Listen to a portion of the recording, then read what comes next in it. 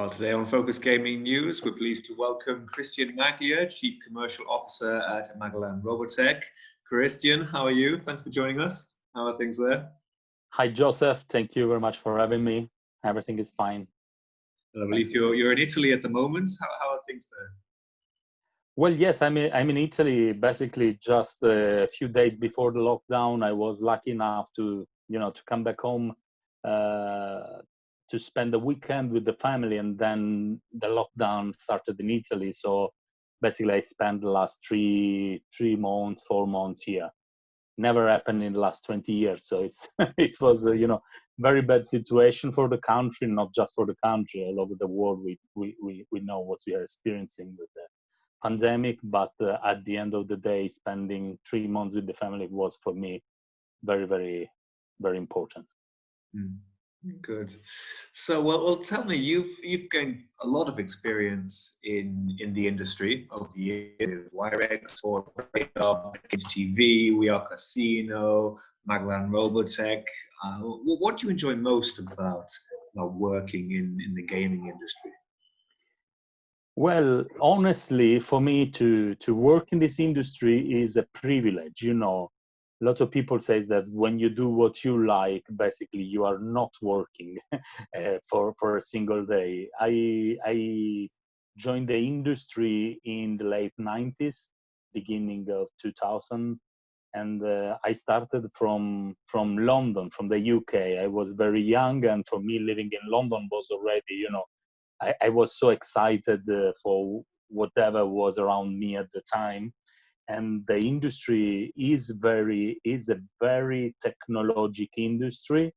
A lot of people is still thinking to shops, to smoking casinos where people is smoking, old style companies. And there are also old style companies in this industry, but for the majority of the companies I work for, it was always a lot of technology, lot of IT, lot of research. So yeah, also I can say that it was an industry that grew up together with the internet, like we know together today. No, so the first online casinos, the first online betting companies, it was everything growing at the same pace at the same time as the internet. So it was really, really a fantastic experience. And looking at what I did in the last 20 years is today very surprising for me, not for what I did, but for how the industry progressed and for where we are today. How do you think that's going to continue to evolve, say, looking ahead over the next 5 years? How do you think the industry will continue to accompany changes in technology? Well, just to connect to the question you made before, actually, when I started working for the industry, I said that the technology was growing together with the companies I worked for. But I can tell you that at the time, we had a lot of people that was just doing data entry. And for a very long period of time, I was working for a company based in southeast London. And this company was receiving bets via fax. So you can really understand the progress from where we were to where we are today. In 5 years, I think that probably for the acceleration we had in the last 3-4 months, the industry will need to learn how to react to situations like the COVID. Probably we will experience other waves of the pandemic or other pandemics. And what we experienced in Europe with what we define smart working or working from home, basically, changed a lot the way we interact, within companies, between B2B and B2C, between players and operators, etc. So the industry changed a lot. A lot of operators added new products or discovered products that were already in the offer but were not so, let's say, considered important. Of course, I'm talking of the virtual sports. Of course, I'm talking of eSports. Of course, I'm talking of simulated championships or simulated leagues. this is an acceleration that we experienced, that I think that for the next 5 years we as an industry will need to react fast to interruption of the sport that is probably the main engine of the industry, and at the same time to finding alternatives. So more virtual sports or virtual games or virtual events, more simulations, more esports. Just a quick example of what is happening in my backyard. My daughter is there with 2 friends, and they are playing TikTok. Probably 20 years ago, if I was in the same garden, I was playing football. 10 or 15 years ago, I was playing PlayStation or video games. Today, they are playing TikTok, or they are playing with TikTok. What I want to say is that the way we play, but also the way we live our life, changed completely. And this generation, my daughter generation, she is 11 years old now, you know, they are growing together with social networks, together with technology like mobile phones, etc.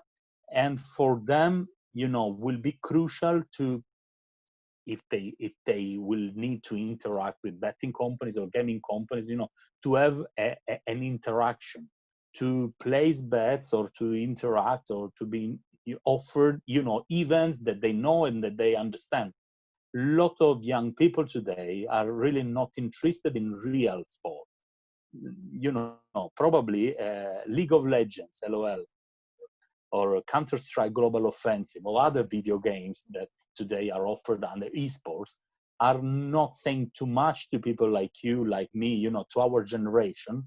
But this is actually what next generation of players is probably going to, you know, going to search for opportunities to bet on those kind of events is what they will be searching for. So the industry will just need to adapt to the times. I'm not saying that football or other sports will disappear, but the industry needs to find what the new generation of players will be interested in. So you'd certainly recommend people not overlook the recent growth in esports as a niche or as a temporary sort of temporary replacement to traditional sports. Absolutely.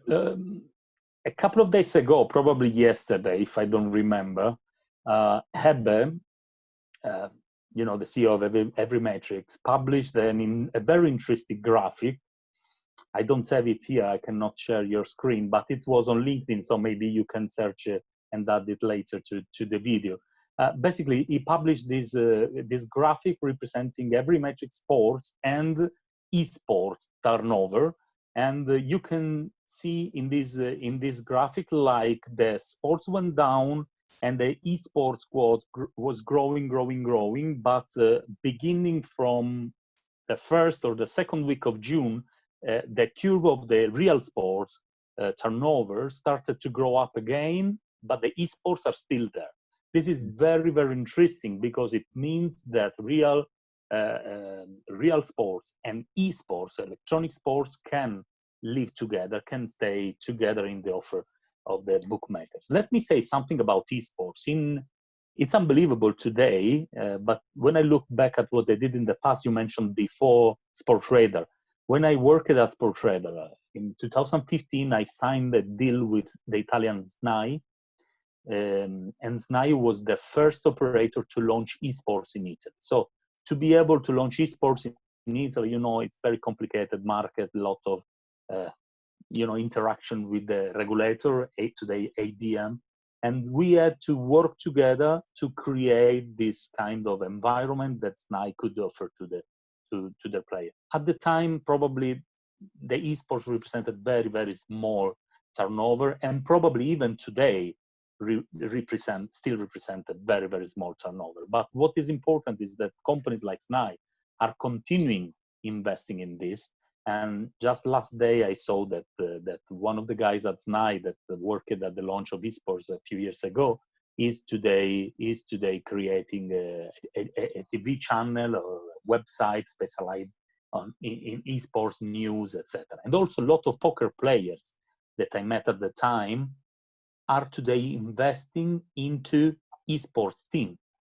There is a very famous PokerStars player, an Italian guy, Luca, who invested in a team and is doing very, very well. So, you know, it's an evolving industry, and for sure, esports, in my opinion, is something a lot of us cannot understand, but is probably the future, together with virtual sports and virtual.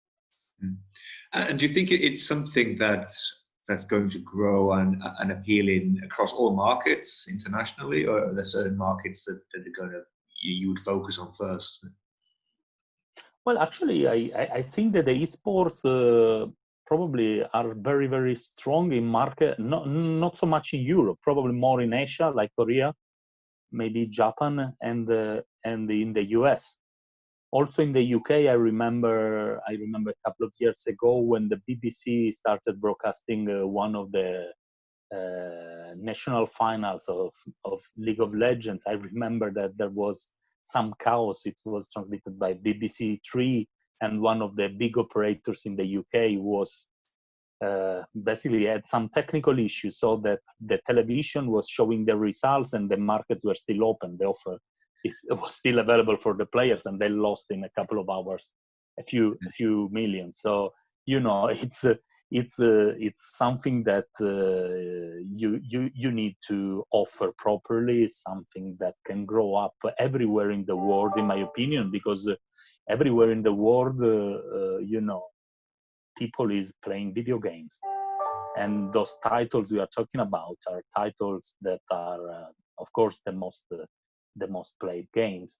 And in the when everything started with esports, it was just probably a couple of games like League of Legends and Counter-Strike Global Offensive, and then it was normal that titles like FIFA, Formula One Grand Prix or NBA, you know, it was just a matter of time. Today, I saw a few betting companies, especially from, let's say, Ukraine, Russia, or Eastern Europe, that are offering tens of sports or tens of titles of video. So it's, I think it will be a global growth for esports. Mm-hmm. Excellent. Well, thanks for your insights. Christian, is there anything you'd like to add before we finish? Well, yeah, we mentioned esports and we mentioned virtual sports. I think that something important will happen also in the interaction between those two verticals. Imagine virtual games based on Tekken matches.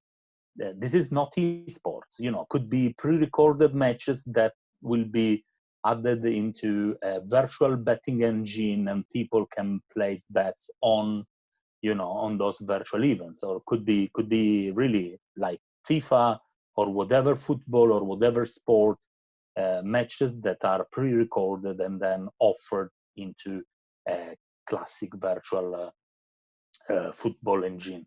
And this is one potential development of the industry. And another that we are seeing really in the last couple of months is the growth of the leagues that are similar to the leagues offered into virtual sports, but are offered like real leagues and are offered without pictures. So basically, it's just a simulation of events, and this is happening right now. You know, the European football is now offered in a sort of simulation league, simulation European football league, and this is probably another interesting field. One final mention of something I found very interesting that was presented to me the end of last year. It's really unbelievable. You know, everybody's talking about cryptocurrencies, and everybody heard about this mining activity, you know, that servers or computers are used to mine those cryptocurrencies or whatever they are mining, is not an easy concept. But I was presented a system based on servers that are, every server has a name or a number or a code, and those servers are starting together mining, and basically there is a betting offer based on who will mine first, who will mine more or less than X, etc., etc. So it's something that is really unbelievable, but it's just for you to understand where this industry is going and how it's mixing with technology. Mm-hmm. Yeah, fascinating stuff. Well, thank you, Christian, for your time, taking the time to speak to us, and some great insights. It's been great to speak to you, and we hope to see you again soon. Joseph, it was really a pleasure. Thank you very much for Focus Gaming, and hope we will meet in person anytime soon. Yeah, we hope so. Thanks, Christian. Thank you very much. Bye.